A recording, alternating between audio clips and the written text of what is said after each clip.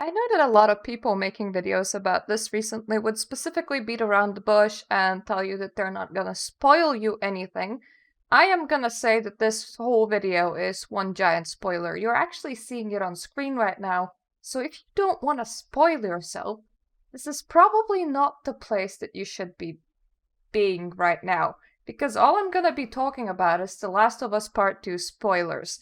Now, remember that these are leaks from supposed developer that had disgruntled feelings towards the company that they were working under because they didn't pay him.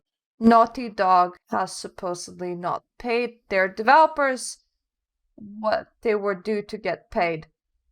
That's how all of this started. But because this is a leak, on, I think, 4chan, it came out for the first time, not it's not necessarily gonna be like 100% accurate. A lot of people are taking this as 100% accurate, and there seems to be some claims towards validating everything that's being said here by the other developers working on the game. But you kind of have to treat it as a possible rumor. So we're gonna treat it as 100% true, and we're gonna talk about it as if it's 100% true. But in reality, I can't tell you if it is 100% true. I don't have any special information where I could be like, yep, this is definitely correct. I don't have that. Maybe somebody has some very convincing arguments that this is 100% correct. I am not one of those people, but I'm gonna treat this as if this is true. And if this is true, then, well, Naughty Dog does not know how to write stories. So, one of the surgeons Joel killed had a daughter called Abby. The Firefly massacre destroyed her whole life. She's been looking for revenge ever since. Knew who Ellie was because of her dad talking about the shot at a cure. Figured out Joel from Firefly Records. Colt attacks Ellie's settlement, and she, Jesse, and Dinah are part of a group sent to track down and attack it. Jesse is killed during this. Ellie is now violently angry and goes to Seattle looking for the Colt's home to wipe it out, meets Joel. There because he heard about Jesse and came back to help her. Abby finds Ellie because she's been in contact with the Colt too, so when Ellie hunts them to Seattle and is set to attack them, with Joel, her group find them and attack them. She kills Joel herself, takes Ellie back to camp, debating what to do with her since for all her hate, she doesn't blame her for the massacre. Ellie butchers her group to escape Abby and is now motivated to hunt her down. Second half of the game is spent as Abby chasing Ellie. Ellie continues hunting the Colt while you chase her down. Ending is Ellie and Abby fighting to the death. You kill Ellie as Abby, and she leaves while realizing she's not really won in any meaningful way, since she's done is get more of her loved ones killed for the sake of her killing Joel and then Ellie. Ending is a cycle of revenge with the loose implication that Ellie's friends will hunt Abby now in return. Now, before I get into this new character Abby and what we know about her, that's a whole another issue, but let's look at this. And now, can you spot anything wrong with this? Well, the first really big thing that stands out for me is the fact that everybody that you knew from your previous games died. This is not a good way to set up or make a story. Not at all. Can you imagine reading Harry Potter and the Chamber of Secrets after you've read Harry Potter and Philosopher's Stone? And the book starts after Harry goes to Hogwarts. Okay, let's put him in a familiar environment. After that whole Dobby saga, after him getting saved, you're introduced to a new wizard, and let's call her Abby, for the sake being. Throughout the year, she kills Ron. Let's say that she did that out of revenge on purpose. And let's say Hermione retaliates. Do not question why teachers aren't doing anything. It's not uncommon for people to disappear in Hogwarts. It had a lot of security issues, as far as I'm concerned. Come on, I mean, it had a whole corridor that was just out of order, and people were just told not to go there, and there were a lot of bad things that happened in Hogwarts that wouldn't if there was any, like, security measures for the children, okay? So I don't think that for them, disappearing little children are like that uncommon. It could be like, oh, the 5th floor 3-headed dog ate Ron. And everybody would believe that and go, oh, what a foolish Ron was to go there and do the thing. So, yeah, if there was murders to take place at Hogwarts, you could actually justifiably, like, cover that up. So, let's say she kills Ron at the start of the book, right? Now, you're no longer looking at it from the perspective of Hermione and Harry. You are now taken to Abby's perspective more and more often. In the middle of the book, Hermione kills Abby's friends, seeking revenge. Abby kills Hermione. At the end of the book, it's Abby versus Harry, and you're reading this from Abby's perspective. She murders Harry and realizes that that didn't give her any fulfillment whatsoever. At that point, you would probably be like, the hell did I just read? Put the book down. And the other 5 books would have never happened.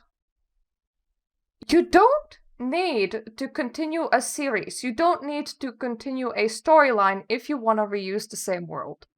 Look at Elder Scrolls. They do that all the time. You start as a random character in a random location, but the world is always the same. The world's story is always the same. You could have done that with Last of Us.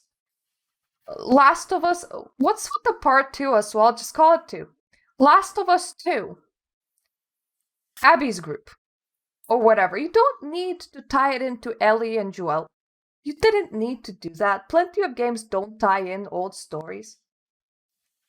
I mean, yeah, you can say that the whole story was based on Ellie and Joel, that the whole story, that was the whole point. But at the same time, the first game kind of closed beautifully. There wasn't anything to add there. What you could have done was done a spin-off, done a game differently named to that, put a 2, but made it about a different character. I mean, the worst case scenario, what are you gonna do? You're gonna tank the character.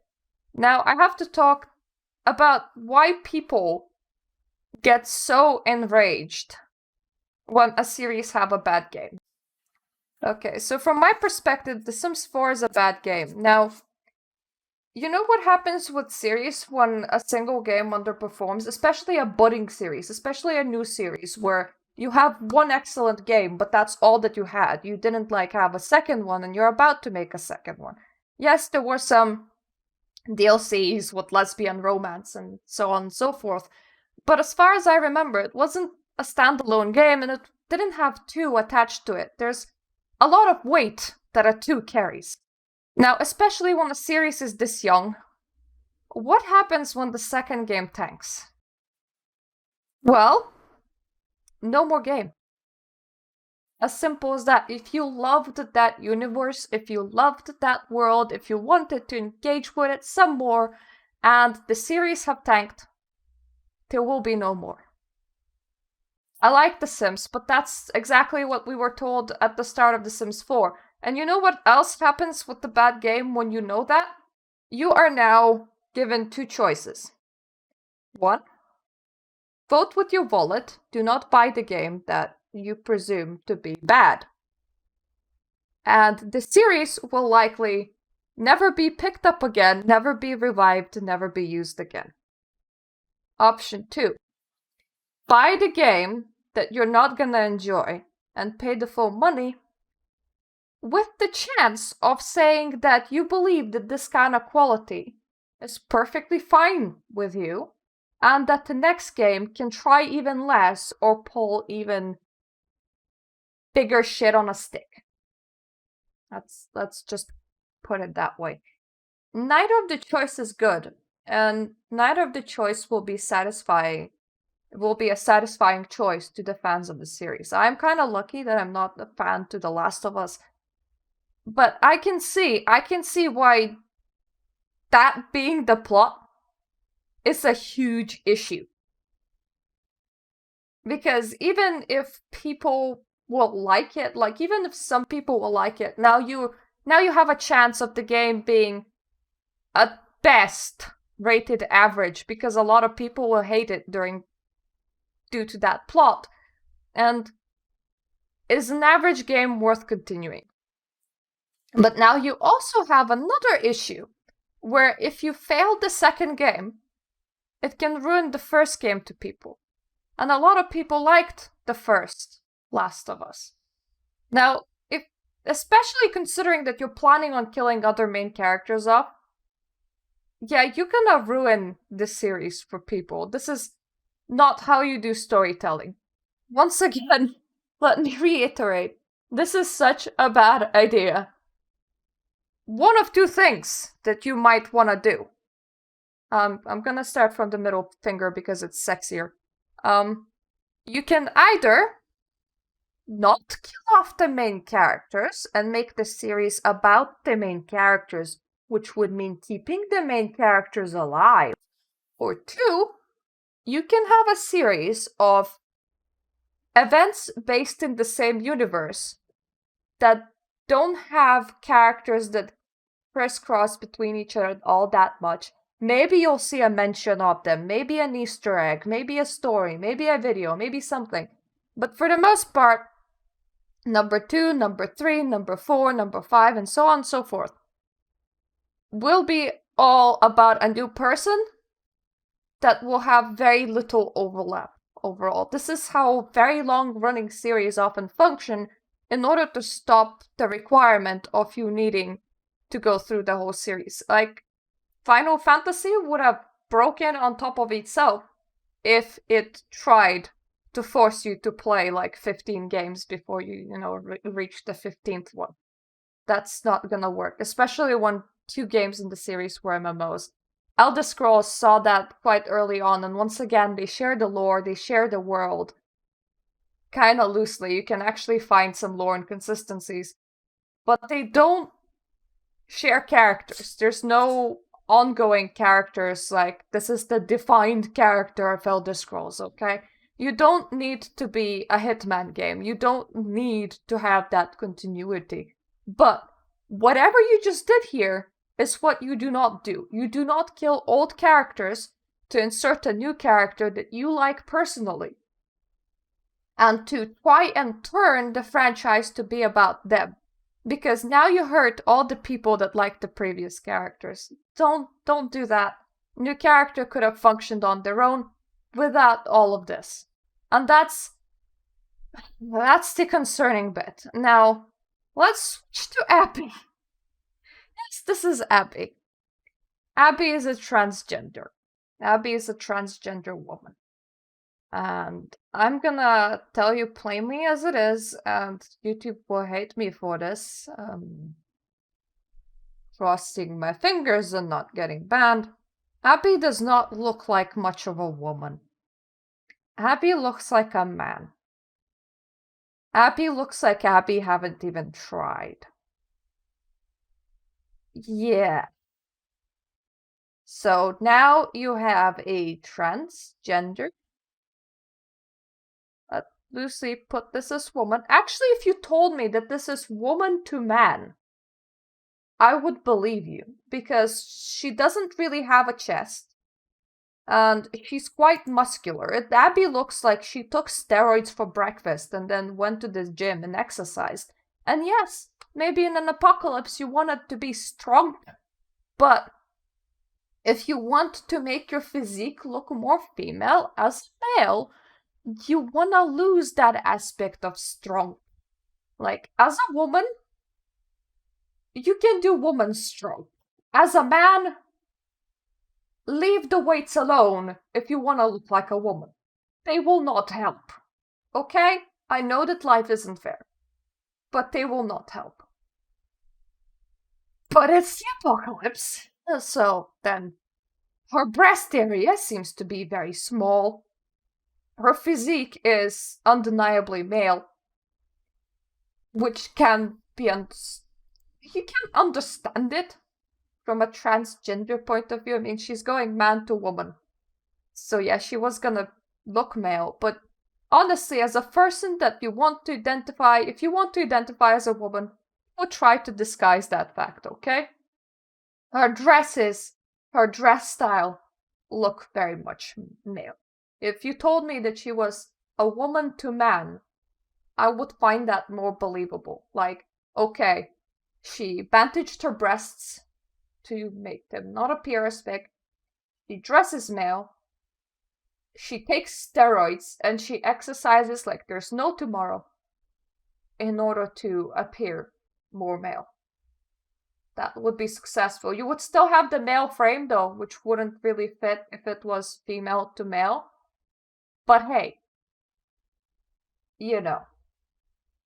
So I don't like how they look. I think they really failed on making them look like they're supposed to look if it's a man transgendering into a woman, transitioning rather.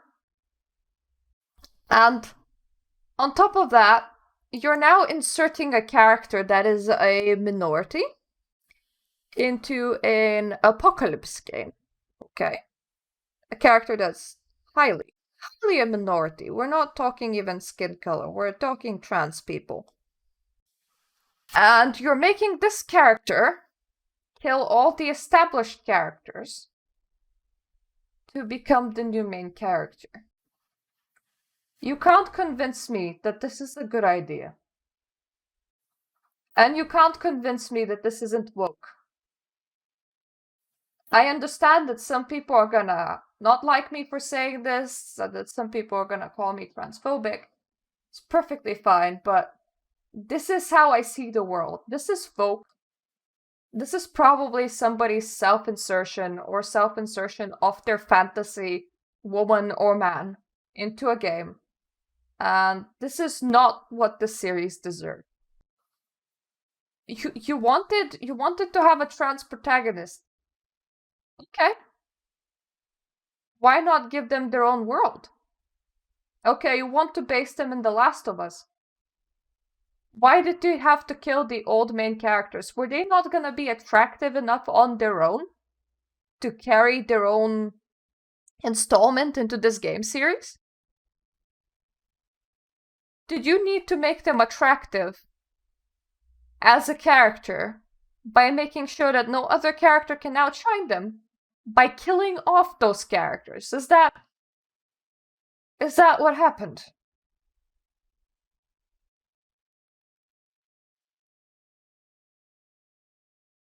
Either way, I am happy that I was never a fan of these series. I never had anything against it or anything, it's just that I never played it, so I couldn't really fall in love with it. But this would have really ruined it for me, honestly. I can feel the pain of being stabbed as a person invested in the series. I know what that feels like, and I really empathize with people that really like these series. I'm sorry. Do what we did with Mass Effect 3 and pretend that that's not a thing. I mean, people in Mass Effect 2, people killed the Shepard at the last mission, and instead of like ending the game, they go, that's gonna be my canonical ending now. I got to the last mission, I killed my character, I got a game over screen. That is the better alternative to playing Mass Effect 3. You can do that. You can pretend that The Last of Us Part 2 never existed. That's the best I can recommend. Don't let this game sap the joy that you had with the previous one. Because it's not fair on you emotionally. It really isn't. But yes, I felt the need to talk about it because this is honestly very, very ridiculous. So thank you for listening to me. And thank you for giving me your time, and I hope I get to see you on my other videos. If you like my content, feel free to subscribe, and see you the next time on hopefully something a tiny bit more positive, because these kind of things, they're depressing, honestly.